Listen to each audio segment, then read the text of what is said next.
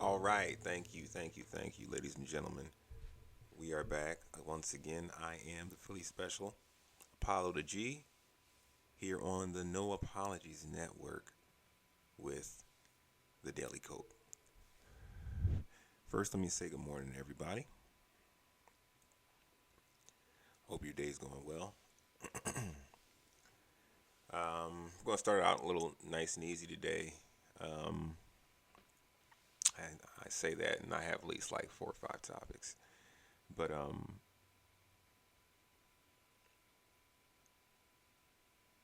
really don't know where to start.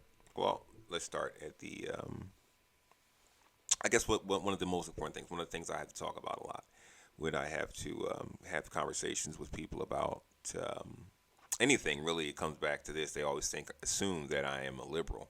But let me clearly say, I am not a liberal. I am not the left. I am not a Democrat. I am not a Republican. I am not a libertarian. I am not a progressive. I am not anything. What I am is a logical person who wants to move past the labeling and the nonsense that goes on in average everyday politics. I am a demo publican. I am the true center. And when I say that to a lot of people think that that means that I am enabling or I am somehow saying that what goes on the right is somewhat acceptable, and I agree with them, and that is not the case. And the same thing with the left. I do not agree with either side 100%. I do tend to see things in more progressive and liberal fashion, but I am also conservative in many aspects. To not go into all of them, I'm sure they'll come up over the course of the shows. But I am mainly saying I am the true center because I understand what the center is about, and the center is about compromise, coming from the left and the right, and coming together, right? So I may believe in, restricting gun rights. Well, no, well, let's not. All right, let's. This is a hypothetical. This is not my belief. Let's say I don't believe anyone should have guns. I believe that we should be like England, and it should be outlawed. I believe it's few and far between people who should have a gun. And then on the right, you have someone who believes that everybody should have a gun. They shouldn't even have to have licenses. I should just be able to go buy it at Kmart, pick it up like a loaf of bread. They have to meet somewhere in the middle, and we all know those people exist on both sides, right? They have to be able to meet somewhere in the middle in order for this to be anything of a simple civilized society, especially on the issue like guns, because guns is such a important and a hotbed issue. So I personally happen to fall somewhere in the middle of there. I believe that yes, constitutionally, we do have the right to bear arms. That is a really gray area, and I believe that they really did mean in the form of a militia, but I believe everybody should be able to form militias that are governed by one body. But that's another story. But I believe that people have the right to bear arms. Do I believe that no one should have weapons? No. Do I believe that everybody should have weapons? No. Uh, do I believe we should have the right, but it should be heavily regulated and not encouraged? Yes. Or even if we encourage everyone owns a handgun, there's areas in between that. But my point is the center. I'm in the middle of that. I want to be able to talk to both of those sides and say, look, can we compromise here though? I'm with you here. I'm with you here, but I'm not with you there. I'm all the way over there on the left and the right. I can't be with you there. But we won't get anything accomplished. All we do is build up animosity and build a wider gap for the compromise to take place. But that's what I mean when I am the true center. Because let's be honest, no one agrees 100% of the time. No one does it. There's no way. There could be, you could agree on 99.9% of everything, but there's that point one. It's that point one, that point 0.0001 that you have the disagreement. And that disagreement could be small to someone, a pebble, but a boulder to someone else. We need to come to terms with the fact that we have to live with one another. I don't care I don't care what you believe or what you feel. We have to live with one another. We have to be able to go outside without worrying about being hated or being assaulted because someone hates you for some irrational hate that you know nothing about or that you don't understand. So, this is the importance of us all finding our way to the middle. Because compromise is not agreement. Compromise is coming to an agreement. An agreement that this is what's best for everybody. This encompasses as many people as we can. And when I say encompasses as many people as we can, I'm not talking about racially or demographically or any of those groups that we fit into. I'm talking about even social groups. I'm talking about as far as us as a people and how we feel on. We all have different. Well, not to, well, look, we this is one thing we need to correct. We do all have different morals, but we need to correct that. There should be a basic set of morals that we all know are the best for humanity. I could care about you. I don't care less what you want personally, but we know what's right to do for other humans and how to be treated and how we want to be treated. But I mean, like we have all have our own social constructs as far as like religion. Some people believe in all types of things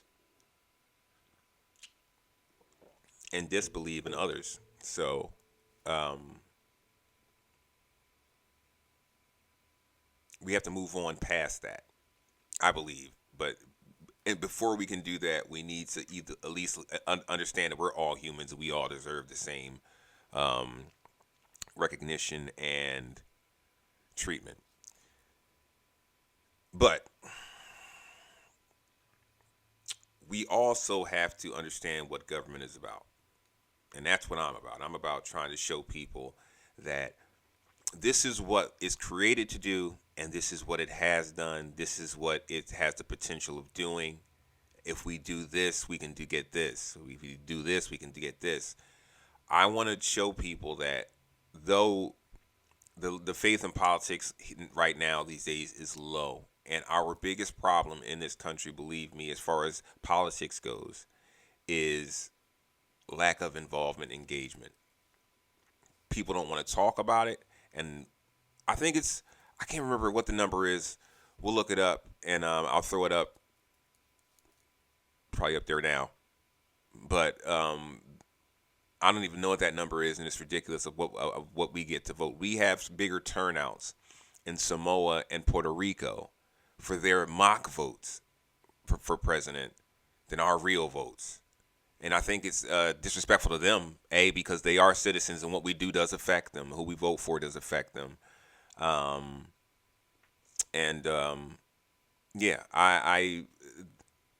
it's that's one of our big problems. We need to vote more. But um, once again, I am not the left. They believe we're fine. This system can work. I know capitalism. If we're talking about making sure that we're more humane and more Christ-like, we can't do that in capitalism. One of the questions I love to ask people when we talk about politics, and they always accuse me of being on the left, and I'm like, no, I'm not. But It's usually someone who's religious. Most of the right claim to be religious until it doesn't suit them, and then they become a quick atheist, um, or idolatrous. But one of the what I love to say is, if Jesus were here today, right, and he was just one of us, would he vote for Republicans or Democrats? Or would he agree with the rhetoric of? We won't even go to into what he vote for, but would he agree with the rhetoric of the right or the left? And I would like to think that he falls where I would fall, and is that I don't condone either side completely, but the right in my lifetime, and I'm a person, and anybody who knows me knows I've been following politics for a good long time. I have a deep foot in there. And what I've seen and heard, the rhetoric coming from the right, has consistently been against anything that helped minorities. Anything. Always denying the past of what they have done to minorities. And using the racial tropes and dog whistles to create division. They've always claimed to be very welcoming to brown people, but yet, if you look at their leadership throughout, it is 99.9% white. Not to mention, they didn't have any females back when I was young. Like, that was very, very rare. But they cater to the times. But what they do is they get that person to completely um,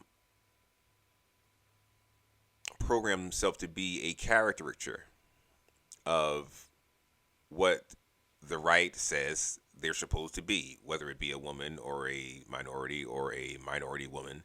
There's a caricature of what they're supposed to be and the message that they're supposed to press. And if you look at it now, it's no longer a dog whistle. It's no longer a trope. It's a yell. It's a battle cry that they believe in white superiority. And I'm not going to get off the point of me explaining my problem with the left, but let me point this out. My issue with Donald Trump and why people say he's not racist, he might not be racist. I don't think we should lynch all of them racist. He would never get his hands that dirty. But I do have a problem with someone who was supported by a bunch of racists loudly, and yet he will not denounce them and say, I don't want your vote. I don't even want you here. Why doesn't he tell them to leave like he tells all of the migrants? Right? But anyway, that's that. But even though uh, I am not the left, I would never ever vote for the right with what I know and what I've seen, especially what I've seen now. Like like the right now. Oh no, no. You people are just you. If you're not racist, you're racist adjacent. Your whole message is about race and not being open to other people. Like you feel like you discovered it all. Like you know everything and everything was right before. No, nothing was right before. We were never perfect. So it was not right. We're working towards perfection. And we are working to destroy oppression. And as funny as more oppression as we destroy, the more the white population feels oppressed. No, that's because you've been sitting on a cloud for so long and you don't even want to know what you did. You don't even want your children to see the history of what you and your grandpappy did and how you got what you got. And why you are where you are. You say hard work. I'm sorry. I'm sorry. There's not a billionaire I've seen do hard work. Not hard enough for $1 billion.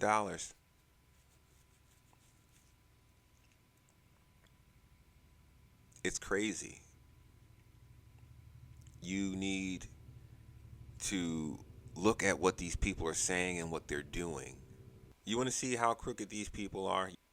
But regardless of all of that, I vote left because I could never vote right. I hear the left saying we need to protect those vulnerable people. We need to uh, help people who are sick. We need to help people who are poor, who are disabled.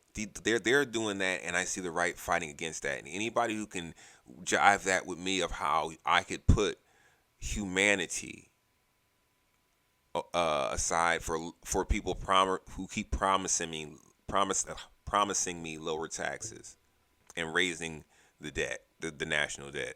It doesn't work, everybody. It just doesn't work. The Republican Party has nothing for us. Not saying I would even say libertarians are better than Republicans,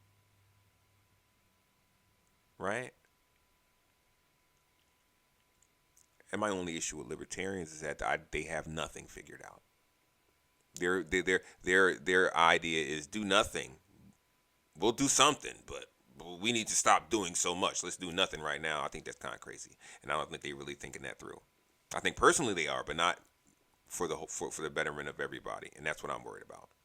Because if I'm good and I see my brother next to me who's not good, I am not good, and I that's just how it is. Now, another issue is if you look at how the right views the interpretation of the Constitution. They look at it like a child, where they cannot think outside of the context of 1776, where things were not where things were completely different. The text of the amendments is more clear than that of what it was of its original writing.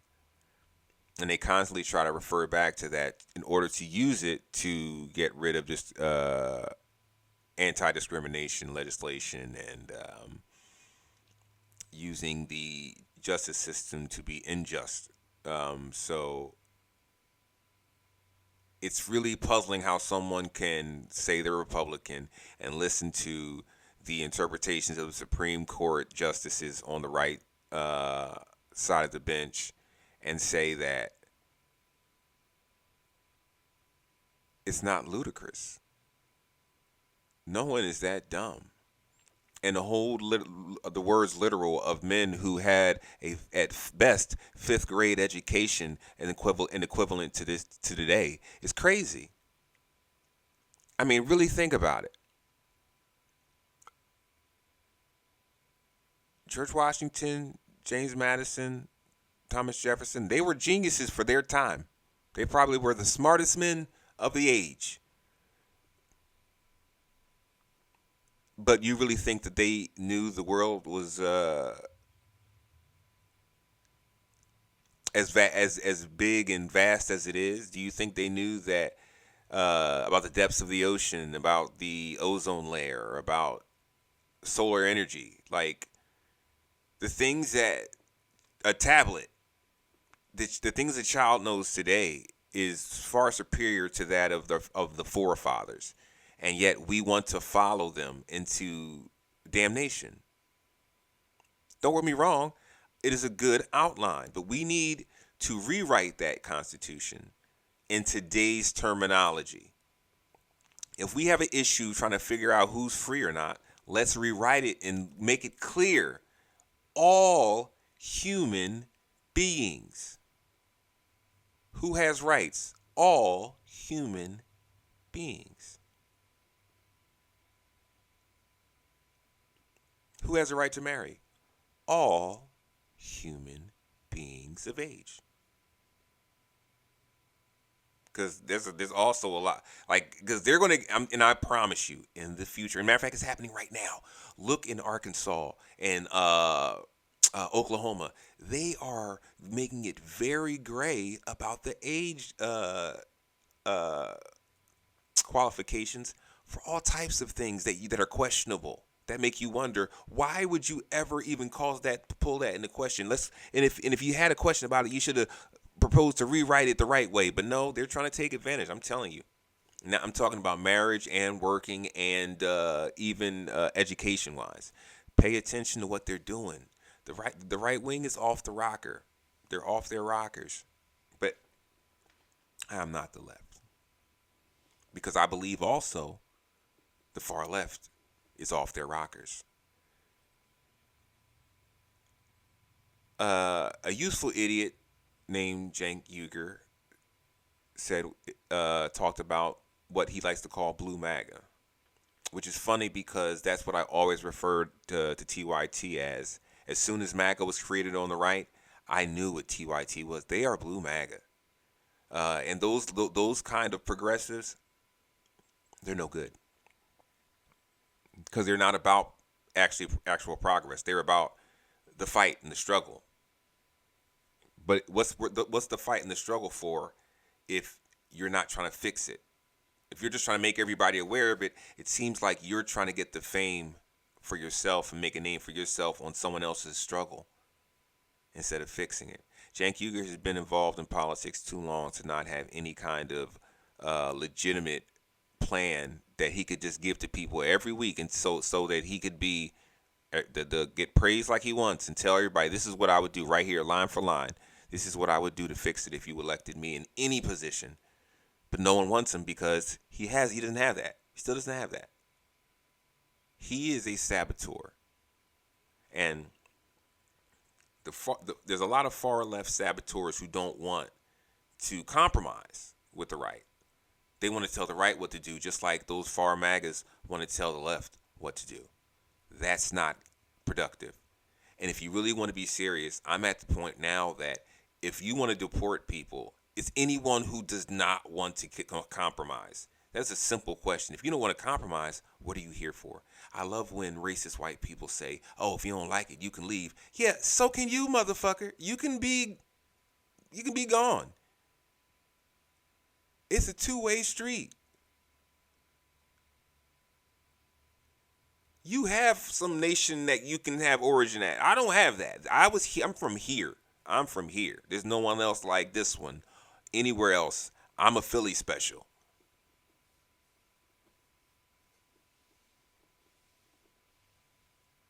But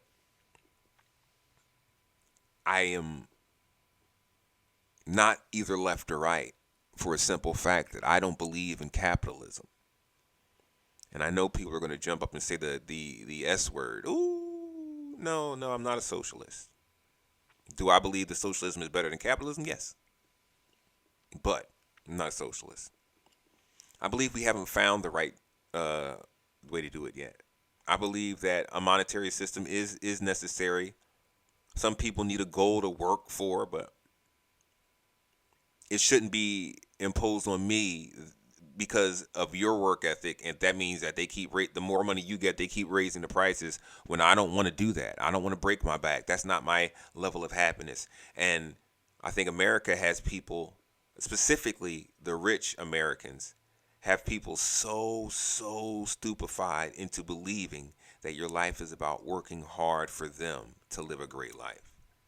You struggle and break your back every day. You don't even get to spend time with the children that you're raising. And then your children resent you because you didn't spend time with them. And you also didn't make enough money for them to be as happy as their friends whose parents had some property that they were left, or went to a prestigious university and they were a doctor or a lawyer, and that doctor or lawyer never worked a day as hard as that person who's working in a mechanic shop or working in a mine all day, but he easily made more money and got to spend more time with his children. And it's just